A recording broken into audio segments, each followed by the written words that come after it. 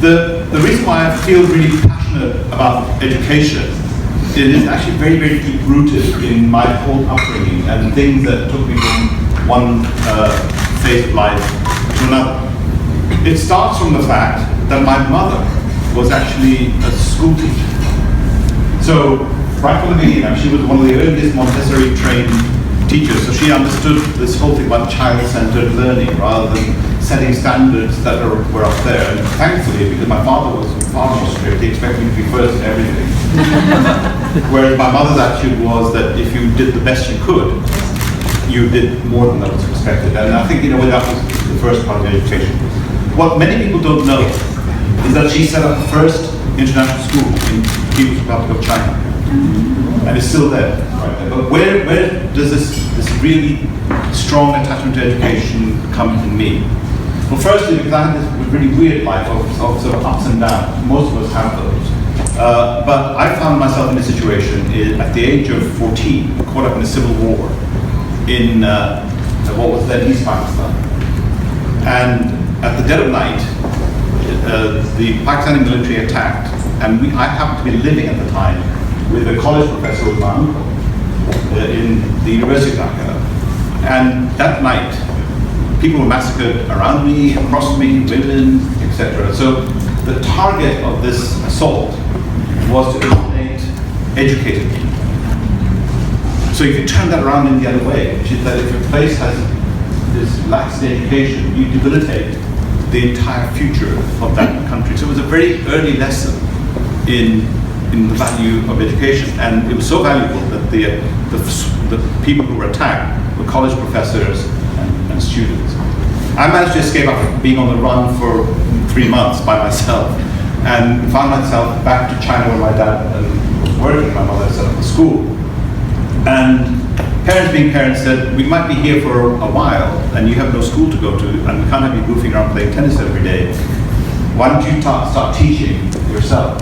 So at the age of 14, I started teaching English to children from other embassies and the like. And that was an early introduction. I don't think I was a particularly good teacher, but it suddenly put myself in the other side, if you like. And then I had a wonderful period of what a kid should have as a teenager. I went to a top school, an international school, pretty much like the BSN here, but in Iran, in the time when it was actually very, very different. And so I had everything that, that sort of, that people learn from. Good friends, people who touch you, teachers who really stretched your mind.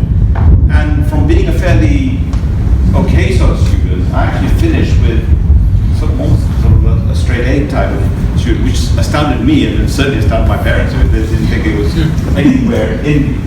And then, of course, the reality struck, and this was the second challenge, which is that suddenly I found myself ready to go to university. I thought I was going to go to an American university, but my father was switched from being a diplomat for Pakistan to being a diplomat for Bangladesh.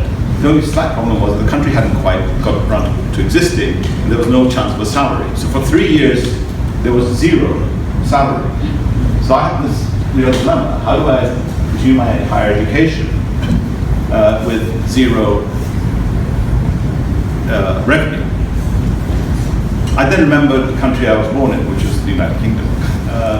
I managed to do my A-levels because at that time they wouldn't accept the International Baccalaureate, and I got what was then not quite a Chevening scholarship, but a Corpus grant to study at university. It gave me enough to pay your rent and to have some sort of a meal during the day, and if you really got desperate, you bought a whole loaf of that white bread that you get in the UK. I think it's bread, but it's but it certainly fills you up. I don't want you to sort of think, oh my God,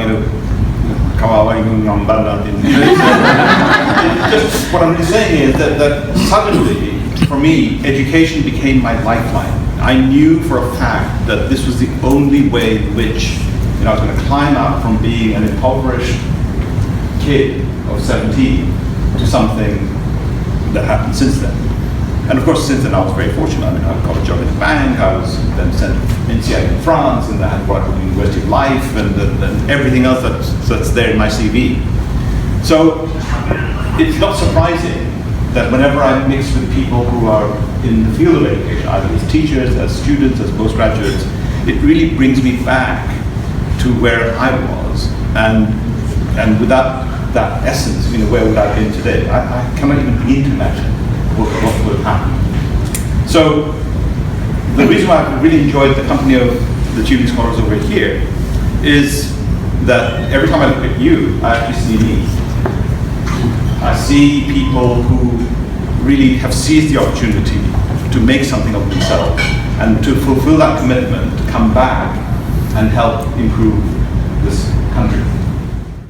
And then, because of my business experience, I was able to do something slightly different, which is that, yes, the British government decided it was going to increase the Chevening scholarship levels, but that would have only taken us some of the way. But I thought, well, why can't we talk to businesses? And the first protocol was British businesses, and we have some arrangements in other parts of the world, and they were excited by the fact that we were getting a bit more resources, so HSBC and other people like that stepped up a bit more. But then I thought, well, if Philippine businesses are taking the UK more seriously and investing there, and if they're joint venturing with British products and brands and services over here, why can't I ask them? And I just simply did something very, very simple. I went and asked them. That's all. And the refusal rate was almost zero. In fact, I don't think anybody refused. Some said not this year, maybe next year, but everybody that I spoke to, and I targeted them very carefully, they all understood the passion that we really felt, which is why we are aspiring to 30. But then through the real sheer hard work of the team as a whole, who've been going around the country promoting Chevening, the level of applicants has gone up tremendously. We used to get about 300-400 people. We now get about 1,500 who actually have initial interest to apply. We've added the new AGM scholars to Chevening, so I can actually, with some credibility, say that actually the number is not 30, it's 40. Oh. So, what can I tell you with the book? With the benefit of experience, all the education, and my experience here in the Philippines, is this. It is to understand and to set yourself a very, very clear purpose and objective. If you say your objective is, as I said, to establish foreign education on campuses over here, you put that down as a marker and you choose your own, whatever it is, that is the objective you're going to head for. In doing so, you can do many positive things that sustain it. In doing so, you may have some setbacks. But here's the rub, and I know many of you understand what I'm actually saying. You might actually have to deal with people who are utterly opposed to your values, your systems, your way of thinking, etc. Now, what do? You give up? No. Can you fight them? Maybe, but you may lose your own self in that process. My advice is slightly different, which is the bits of these people that enhance your aim and, of course, capture it and add it to the objective, so that when you know that their time has passed, that a new wave comes in, you're still that bit closer to your objective, rather than to get this up. So I think that's a lot of things that happen with the younger people in particular. They become very idealistic. You come back with this education, you're firing to do things. You know how a good transport system should work. You know how a good legal system should work. You know how a peace process can be organized. How basically the country can be improved. And then after doing that, setbacks, blockages, people who just drive in a different way, you could either become disillusioned, give up, or sometimes you say, well, if you can't beat them, you join them, because that's the only way to make a living. I'm really saying, and I've seen this time and time again in my professional life, and I've seen it in others, it is that if you never waver from your objective, but you take the rough with the smooth, and you just, every day you wake up and you say, are you that bit closer to that destination, then we will have had the dividend that we invested in you as part of the Chevening process. So that's the only bit of the serious bit that I want to talk about. Let me just now go back to what I've learned from you as a crowd of people. I mean, we've had some tremendous fun and some really entertaining discussions. And there are many I could retell, but there are two that always come up to my mind, and it just shows the true Filipino priorities. It's really food related. I kid you not, when Karen did one of these sort of, I will tell you how life was like as a student, the recurring question was, rice. Is it available? How do you cook it? And where can you buy a rice cooker, etc.? And I think more knowledge was shared on this precious issue of rice than anything else. And the other one is actually more of an image than anything else. When one of your cohort described a person where they missed home so much that they wanted to have seasick, but the real thing, they went to a butcher, bought an entire pig's head, carried it to their temporary door, chopped the thing up, and actually made seasick out of it. My God, the entire Chevening program would have come to an end if that was publicized. And I said, what sort of people are you sending? Now, let me finally share with you this drink concoction that I've created. All the stuff that I've been collecting to drink, all the sort of alcoholic stuff was Bawa. Bawa. Forbidden. Let's drink them. So, what do I do? What do I do? Now, even I can't, with your help, drink all of it. I had a very, very exotic collection left of Filipino fruit, wines, and spirits from coconut, and all sorts of things that I don't even know what they are. And I said to my team, what we're going to do is we're going to call it sangria so people won't know. So what you've actually had is something you should be proud of. It is 100% Filipino sangria. Now it has duha, it has wild cherries, it has honey dew, it has coconut-based vodka, it has all sorts of things in it. But I can already tell that it has had a warm reception.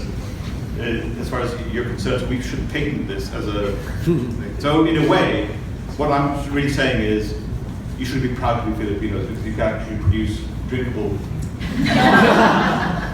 which is something the Britons have failed to do just as yet. So stay a while. We have a little bit longer. My next despedida is not for another half an hour or so. This is my third today. But it's been real fun. I tell you, it's been real fun, and my intention, as I've said this publicly, is not just to make everybody say, oh, how nice. My intention is to come back when the Queen no longer needs me, whether it's in 4 years or 8 years, it's not in my hand. The intention is to come and rejoin you and live here. And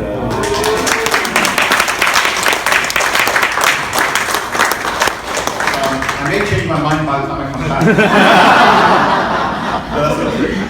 But it really comes a full circle.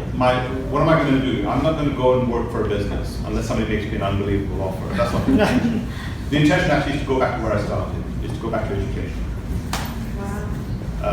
One way or another, whether it's to serve on these boards of these universities that we've talked about, whether it's to look at the international schools here, look at the school in Tondo, which we supported from its infancy from a container to what it is now, where 3 children have been brought in and they're now competing with Makati level exam scores.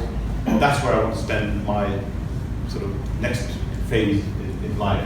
And I may come to some of you then, because you'll be super successful, high net worth individuals with real care for the community, etc. And we can work and we can do this together. So that's my only request, which is that when I do come back here, my title will be gone. I'll still be the same person here, but my commitment to this country is long term. Thank you very much.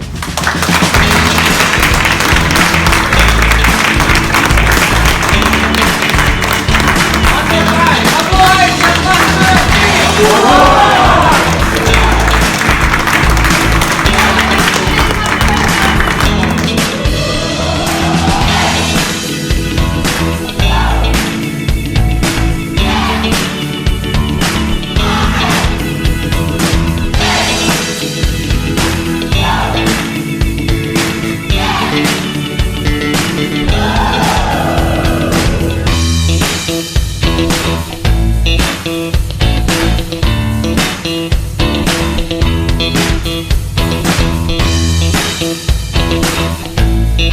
you.